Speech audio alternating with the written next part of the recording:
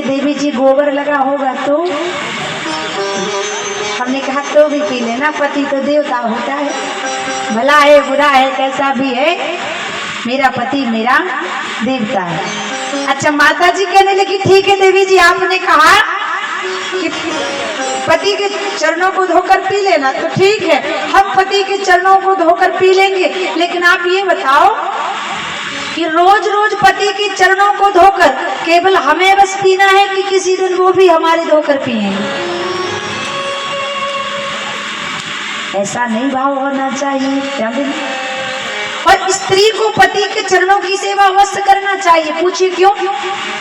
जिन माताओं को लगता है कि हमारे पति बहुत कमाते हैं लेकिन हमारे घर में धन टिकता नहीं है, आता तो है लेकिन धन कहाँ चला जाता है ये पता नहीं चलता, तो उन माताओं को अपने पति के चरणों की सेवा जरूर करना चाहिए। क्यों? क्योंकि वैज्ञानिकों ने भी सिद्ध किया है कि पुरुष की घुटने से लेकर तलवों तक शनि की दशा चलती है और स्त्री के कुहनी से लेकर कोंचों तक शुक्र की दशा चलती है। और जब स्त्री अपने पति के पैरों को दबाती है तो शुक्र और शनि आपस में मेल करते हैं, और जब शुक्र और शनि मिल जाते हैं तो एक प्रकार का धन का योग बना देते हैं। आपने देखा होगा लक्ष्मी जी हमेशा अपने पति के पैरों के पास बैठती हैं, इसलिए उनको धन की देवी कहा जाए। इसलिए अगर आपको भी धन चाहिए तो आज के बाद पति के चरणों को दबाना प्रारंभ कर दो, ऐसे नहीं तो कम से कम धन की लालच में ही दबा देना। बोलो राधे राधे, बोलिए भागवत महापुराण की। आज एकादशी का व्रत करने के लिए नंद बाबा 2 बजे ही चले गए, और अब 12 से 3 की जो वेला होती है वो आसुरी वेला होती है। वरुण के दूत आए, नंद बाबा को ले गए, भगवान को पता चला, वरुण के यहाँ भगवान गए, वरुण को डांटा, वरुण ने क्षमा याचना की, बोले आपके बाबा गलत समय में आ गए, इसमें हमारी कोई गलती नहीं। बाबा को लेकर आए, बोलिए एकादशी महारानी की। एक दिन भगवान श्री कृष्ण जब यमुना के पुलन पर खड़े थे तो भगवान के हृदय में एक इच्छा हुई कि मैं रहस्य करना चाहता हूं। अब भगवान ने अपने अधरों पर बांसुरी को रखा और भगवान ने उन्हीं गोपियों को बुलाया जो गोपियां भगवान से प्रेम करती थी। अब भगवान की बांसुरी बजी, इतनी प्रबल बांसुरी बजी कि जिन जिन गोपियों ने सुनी उनकी शुद्ध बुद्ध खो गई। एक गोपी तो अपनी सासों को भोजन परोस रही थी और भगवान की बांसुरी को सुना तो गाय का जो भूसा था वो सास को परोस आई और सास का भोजन गैया को रखाई। बोलो राधे राधे। और एक गोपी तो गौ माता का दोहन कर रही थी तो सारा दूध पृथ्वी माता पर निकाल दिया और पतीला बगल में रखा, कहीं रखा रहते। एक गोपी तो श्रृंगार कर रही थी, एक आंख में काजल लगाया और दूसरी आंख में लगाने वाली थी कि कन्हैया की बांसुरी सुनाई पड़ गई। काजल छोड़ दिया, भागी भगवान से मिलने। एक गोपी तो अपने पति के पैर दबा रही थी अर्धरात्रि में, और जब भगवान की बांसुरी को सुनती है पति को छोड़कर भागने लगती है। पति ने देखा मेरी पत्नी अर्धरात्रि में कहाँ जा रही है, बच्चों को छोड़कर, मुझे छोड़कर, पकड़ लिया, काल कोठरी में बंद कर दिया, अरे तो पागल हो गई है। लेकिन भगवान की बांसुरी इतनी प्रबल थी कि वह गोपी तत्काल अपने शरीर को छोड़ देती है और आत्मा रूपी जीव निकलता है और यमुना के पुलिन पर गोविंद के चरणों में समा जाता है।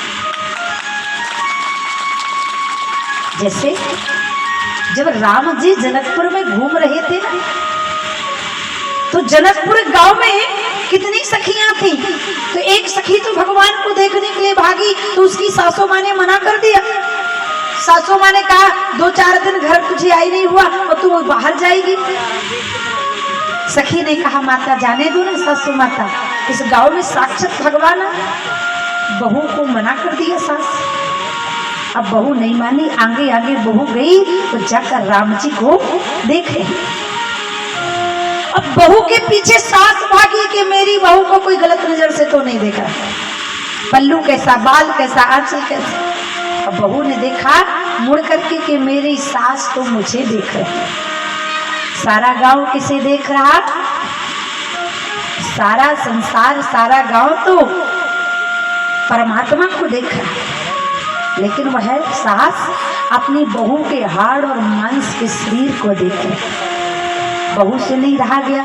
बहू ने कहा हे सासू माँ तुम बड़ी अभागिनी हो। कैसे? बहू बोली सब कोई देखत राम को, मोय न देखत कोय। तू ही ऐसी अभागिनी जो देखत है। सास को सास कर्रा गई, चिड़चिड़ाने लगी, कहने लगी अरे बहू मुझे ज्ञान देती है, निकल मेरे घर से। बहू ने कहा मैं निकल जाऊंगी क्योंकि अब मुझे तेरे बेटे की आवश्यकता भी कहाँ है।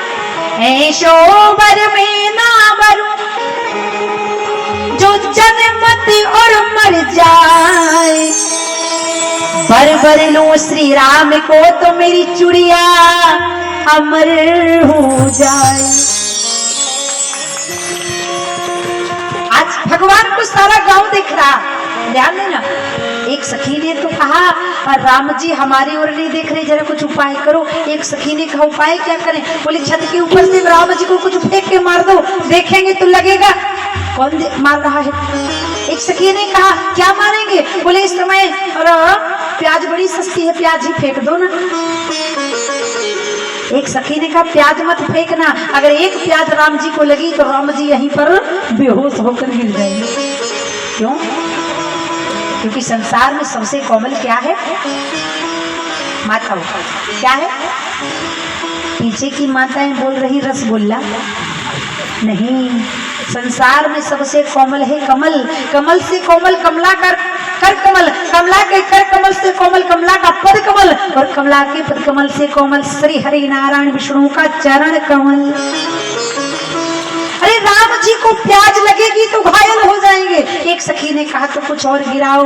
ये हरि से वर से सुमन सुमुख सिलोचन वृंद, जह तह जाए बंधु दोई तह तह परमा।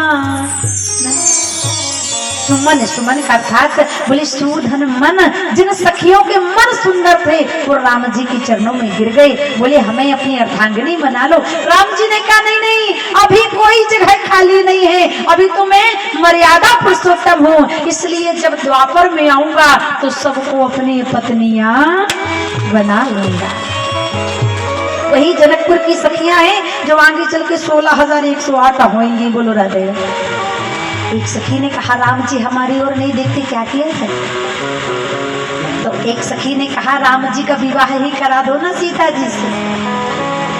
तो जब सीता जी से विवाह हो जाएगा तो उनका आना जाना बना रहेगा, तो देखते रहेंगे। क्योंकि आजकल का दामाद तो अधिकतर ससुराल में ही दिखाई पड़ता है। एक सखी ने कहा राम जी का विवाह नहीं करा सकते हम सीता जी से। क्यों? क्योंकि इनके अंदर कोई मैच नहीं है। सीता जी गोरी है, राम जी काले। बोले तो ब्रह्मा जी से करा दो, विष्णु से करा दो। बोले विष्णु से तो और नहीं करा सकते। बोले कोई समानता नहीं, सीता जी के 2 हाथ, विष्णु जी के 4 हाथ।